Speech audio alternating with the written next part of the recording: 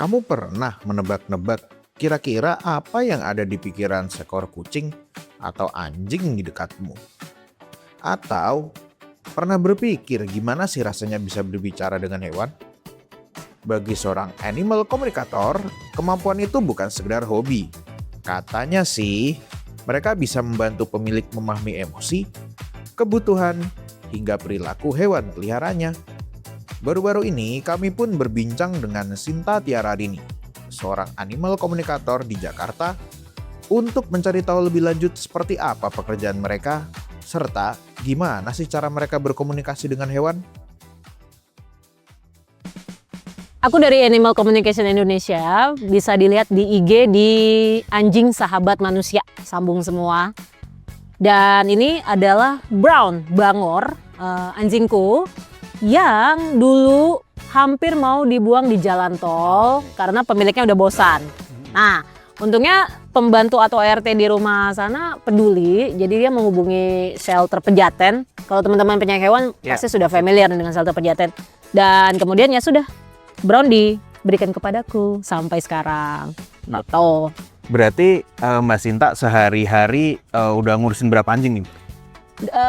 Sekarang ada 6 anjing dan lebih dari 10 kucing. Karena kan di rumahku itu dekat dengan jalan ini ya, jalan rame. Jadi ada banyak kucing jalanan yang kebetulan juga aku kasih makan. Dan mereka memilih untuk mengadopsikan dirinya. Jadi mereka yang memilih aku jadi orang tua angkatnya, mereka masuk sendiri ke rumah. Berarti gitu.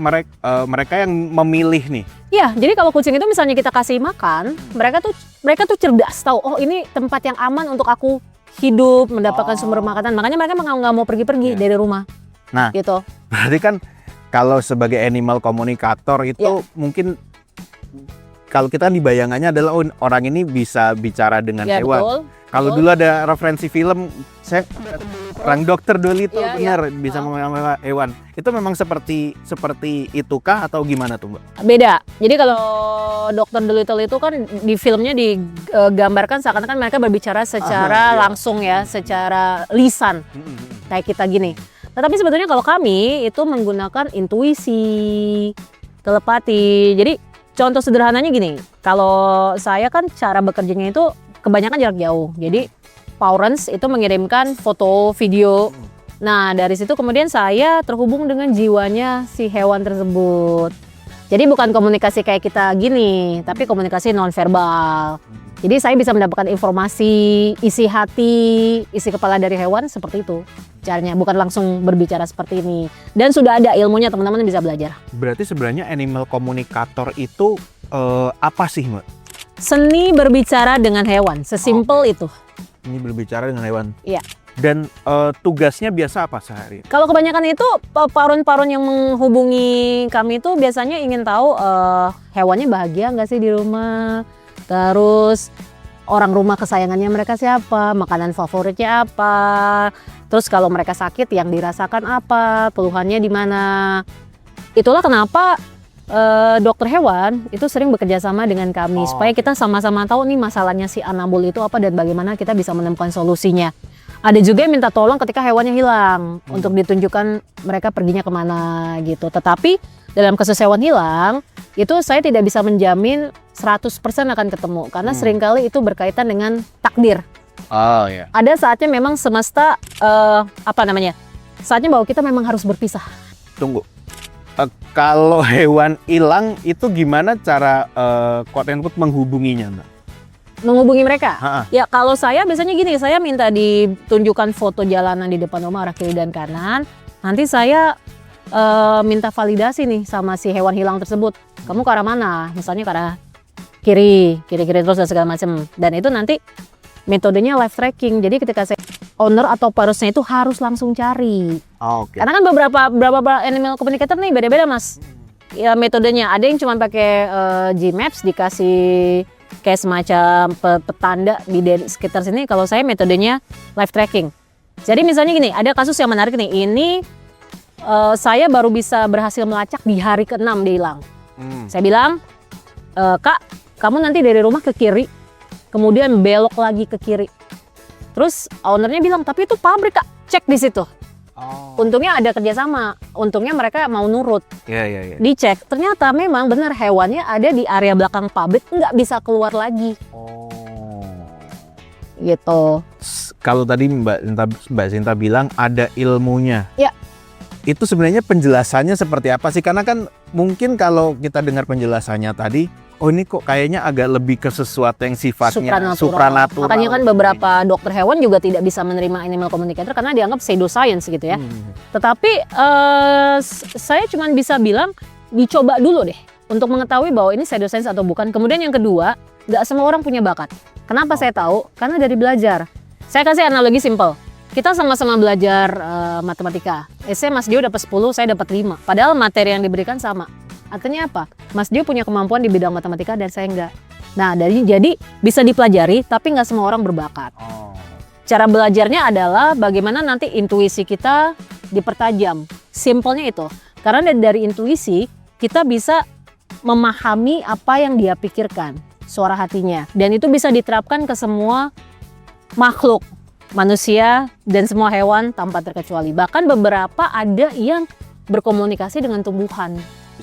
Saya sebut merek atau gimana nggak usah lah. Pokoknya saya belajar daring, belajar di platform yang memang menyediakan pembelajaran secara daring. Dan salah satu basicnya adalah meditasi sebetulnya supaya kita bisa fokus pada saat terkoneksi sama mereka. Gitu. Dan teman-teman juga bisa belajar langsung sama animal communicator di Indonesia, itu juga ada yang bikin workshop gitu. Tapi ini apakah ada komunitasnya atau misalnya kayak semacam apa ya, perkumpulannya gitu, Mbak? Kalau di Indonesia saya pikir belum ada ya, karena yang menekuni pekerjaan ini belum banyak. Jadi memang belum ada asosiasi, komunitas, payung hukum. Tetapi kalau di luar negeri itu udah banyak sih. Dan pelatihan animal communicator terbesar itu ada di Taiwan. Karena jumlah orang yang memiliki hewan itu lebih banyak dibanding jumlah orang yang punya anak. Gitu. Tetapi pekerjaan ini sendiri bermula dari tahun 1970-an di Amerika Serikat.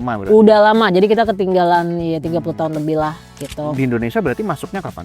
Masuknya itu sekitar 2018 dan itu mencapai boomingnya di era Covid karena kan kita banyak stay di rumah ya.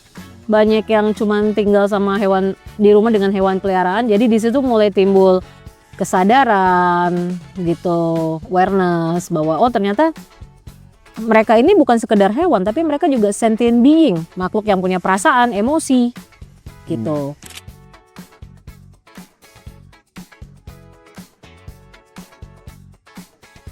Terus apa yang mau ditanyain Kak? Tapi kamu happy nggak sama kita Happy, tapi dia bilang katanya kalian tuh kadang suka musik-musik. Maksudnya ada saat-saat dia ingin sendirian ya sudah. Jangan udahlah, jangan terus digendong-gendong saya. Enggak, dia memang clingy, tapi ada masa-masa di mana dia gue pengen me time gitu loh. Soalnya kadang kalau kucing tuh pas lagi gitu tuh malah kalau orang kan lihatnya itu gemas. Iya, padahal dia lagi pengen gak dia papain. Kesel tuh malah lucu gitu. Iya benar. Siapa yang suka gitu Sal? Nggak ada kan Sal? Tapi kalau kita nanya-nanya gitu maksudnya ya kita halo Sal, kamu lagi nggak sedih apa gimana gitu, dia ngerti nggak sih? Tahu. Oh dia tahu. Paham. Verbal gitu dia. Nggak, kalau aku kan tadi secara intuisi kan ngobrolnya sama dia kan, nggak langsung kayak gini. Iya gitu. benar. Tapi kalau kalian mau ngobrol sama dia gitu kan, karena kan basicnya kalian bukan animal communicator, usahain apa yang kalian ucapkan tuh memang sama dengan apa yang ada di pikiran sama hati kalian. Gitu itu aja sih kuncinya. Iya. Nggak susah kok. Nggak susah tapi karena kita tidak terbiasa menggunakan intuisi. Karena kan kita sekarang bisa ngomong langsung, bisa teleponan. Kalau orang dulu kan telepati, karena nggak ada teknologi telepon kan, gitu. Kalau sekarang dia mau ngomong apa Mbak? Dalam kondisi seperti ini, dia ngerasa apa gunanya sih di bawah tempat ini? iya, kayaknya bener deh itu deh. Kenapa sih tidak di rumah aja kan dingin, nyaman? Iya. Kenapa kita harus kesini sih gitu? Bener. Itu definitely sih. Gitu. Iya. Dia ngomel. Dari tadi aja dia ngomel. Iya, jadi dia sudah lah gitu loh. Kalian tuh buang-buang waktu, mendingan kita di rumah aja deh. Iya benar. Kebalikannya sama anjing yang selalu ingin keluar rumah. Iya. Coba diungkapkan isi hatinya biar diterjemahkan. Iya, coba mau ngomong apa lagi coba. Mau ngomong apa lagi? Mau Iya. ngomong apa lagi? Kayak tadi bilang AC, mana AC? Kenapa ini udaranya beda gitu loh. Oh iya, dia tuh AC ngejar AC, AC ya, banget, AC anak AC ngejar. banget. Happy nggak Mbak di keluarga ini? Iya, happy gak? Very, dia happy ketika dia gini, ketika dia ingin me time, memang dia tidak ingin diapa-apain. Tapi sebetulnya ketika dia digendong-gendong tuh dia happy karena dia ngerasa oh ya gue yang paling disayang gitu. Taunya dia pengen me time dan kita nggak boleh ganggu tuh apa? Biasanya dia akan cari tempat yang agak-agak mojok gitu. Nggak usah dipaksa keluar, udah biarin aja. Iya, kalau dia biarin mojok udah biarin aja. Sorry ya, gitu. Sal. Aku nggak tahu, Sal. Aku kira kamu ngambek, Sal. Dia bilang ada aroma yang nggak enak ya. Mirip-mirip kalau kita aromanya nggak mandi gitu loh. Pokoknya dia sangat sensi sama aroma deh. Iya, benar sih. Heeh. Karena mungkin banyak kucing lain kali ya. Karena kan Iya. kucing lain lalu lalang di rumah kan. Tapi kalau dia suka nggak sih dipuji-puji sebenarnya? Suka, tapi yang paling dia suka sebetulnya tidur di kamarnya dia dengan AC yang maksimal. Nah, kita ngasih taunya tuh gimana tuh Mbak? Biasanya tuh kalau misalnya dia biar lebih ngerti gitu. Ketika kamu ngomong sama hewan, usahakan antara isi hati, pikiran dan mulut tuh sama. Misalnya kalau kita marahin hewan nakal ya, nakal ya kamu, tapi kayak hati kita nggak tega gitu buat marahin dia. Itu nanti mereka bisa bingung karena kan mereka merasakan isi hati kita. Jadi apa yang kamu ucapin, pikiran dan ini sama. Oh iya, Gitu. berarti harus sesuai kok dari Sesuai. dan perbuatan supaya dia tuh ngerti. Kalau kamu marah ya betulan marah, bukan cuma marah di mulut aja, tapi ini dan ini kamu juga jelas.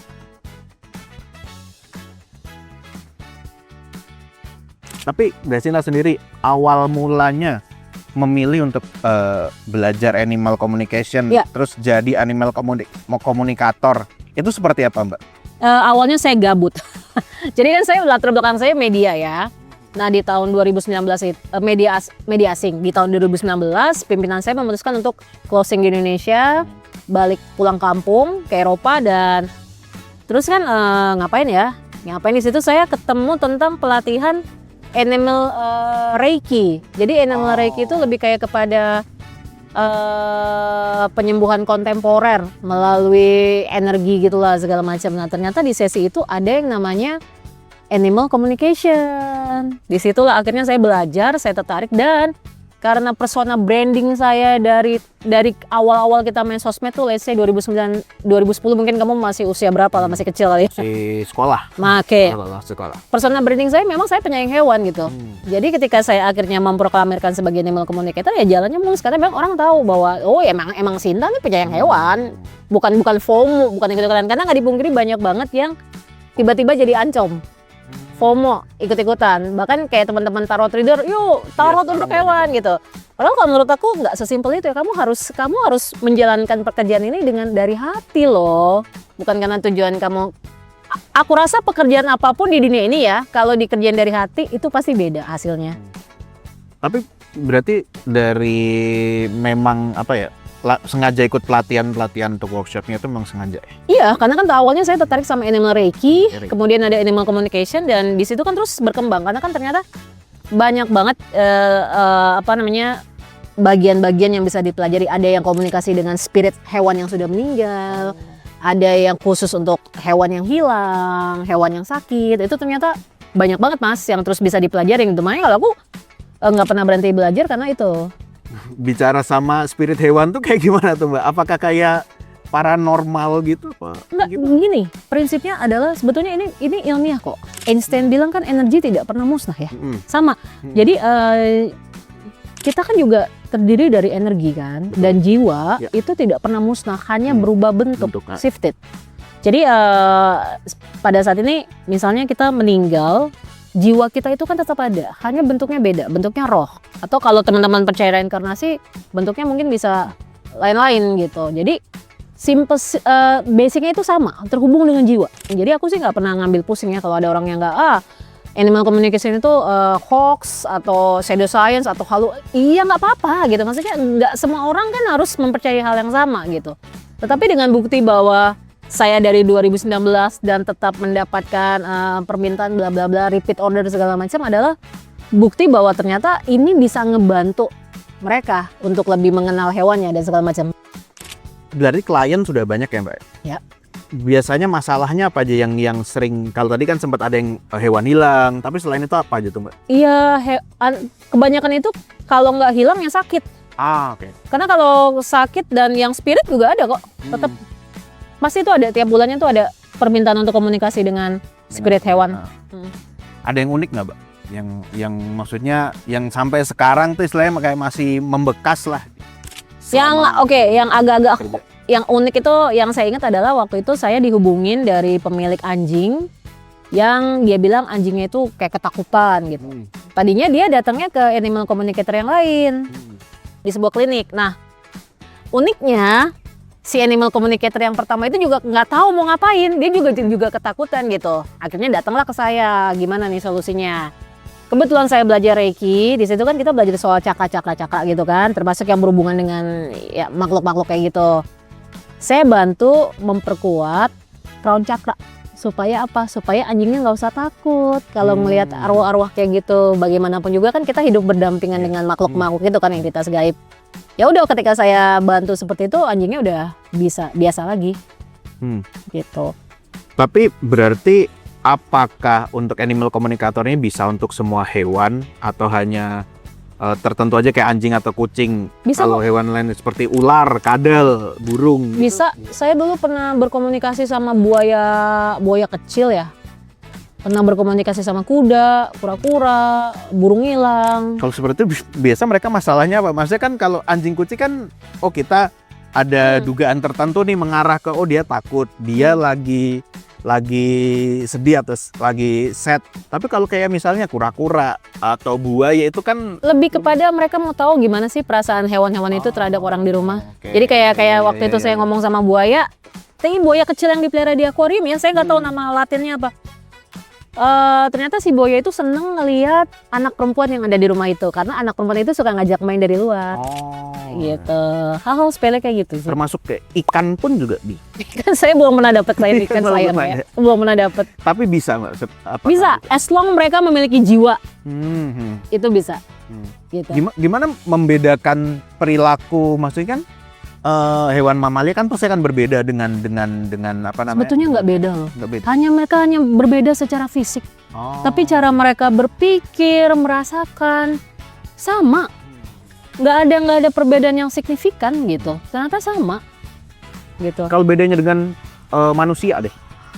Kalau saya percaya bahwa manusia itu layer atau tahapannya itu lebih banyak gitu, karena kan mereka punya apa ya, alam bawah sadar, mereka punya ego, mereka punya super ego, mereka punya apa ya, hal-hal yang ingin mereka tunjukkan kepada masyarakat umum, hal-hal yang mereka tunjukkan kepada teman terdekat. Jadi karena lapisannya banyak itu males sayanya, jadi kayaknya ribet gitu loh kalau manusia. Kalau hewan itu cenderung polos ya, cenderung polos gitu. Makanya kan ada anggapan bahwa hewan itu tidak berdosa, beda dengan orang gitu. Mereka membunuh bukan karena mereka misalnya benci, tapi mereka membunuh karena mereka pengen makan atau merasa terancam.